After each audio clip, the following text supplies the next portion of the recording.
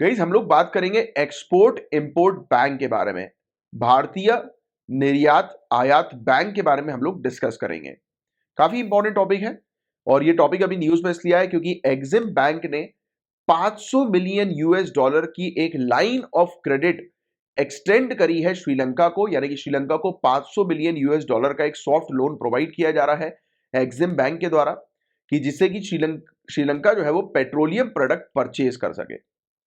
तो ये एक चीज थी जिसके कारण एग्जिम बैंक हम लोग को न्यूज में देखने को मिला था।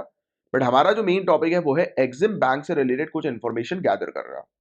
तो एग्जिम बैंक को स्टैब्लिश किया गया है export import bank of India act 1981 के तहत।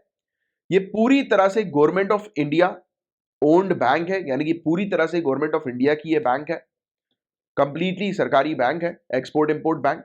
एक्सपोर्ट इंपोर्ट बैंक जो है वो लाइन ऑफ क्रेडिट यानी कि सॉफ्ट लोन जो है वो ऑफर करती है फॉरेन कंट्रीज को, और फॉरेन कंट्रीज की बेसिकली फाइनेंशियल इंस्टीट्यूशन को, यानी कि उनके बैंक को, उनके रीजनल डेवलपमेंट बैंक को, सॉवरेन गवर्नमेंट्स को, यानी कि वहां की कंट्री की सरकारों को, और ओवरसीज कंपनीज तक को एक्सपोर्ट इंपोर्ट बैंक जो है वो लोन ऑफर करती है, यानी कि फॉरेन के लिए लोन ऑफर करने का इसका काम होता है।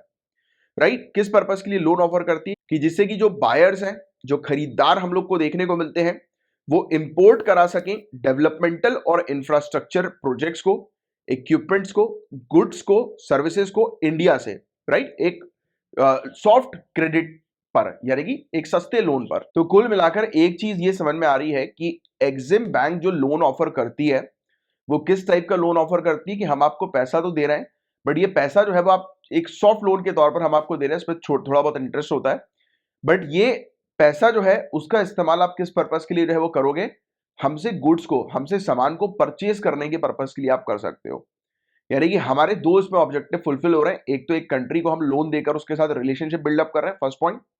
एंड दूसरा पॉइंट ये सामने आ रहा है कि हम उसकी कंट्री के ग्रोथ और डेवलपमेंट पे तो काम कर ही रहे हैं, बट हम अपने एक्सपोर्ट को भी इंक्रीज कर रहे हैं, क्योंकि हम उस कंट्री को अगर गुड्स देंगे, सर्विसेज प्रोवाइड कराएंगे तो हमारा एक्सपोर्ट बढ़ेगा ना, इससे अल्टीमेटली हमारी इकोनॉमी को ही फायदा होता है। तो ये विन विन सिचुएशन होती है एक प्रकार की। राइट, तो ये चीज आप थोड़ी सी ध्यान में रखिएगा। और एक्सपोर्ट इंपोर्ट बैंक एक बहुत ही महत्वपूर्ण रोल प्ले करता है इंडिया के इंटरनेशनल ट्रेड और इन्वेस्टमेंट को प्रमोट करने के लिए, जो कि मैंने आपको अभी समझाया।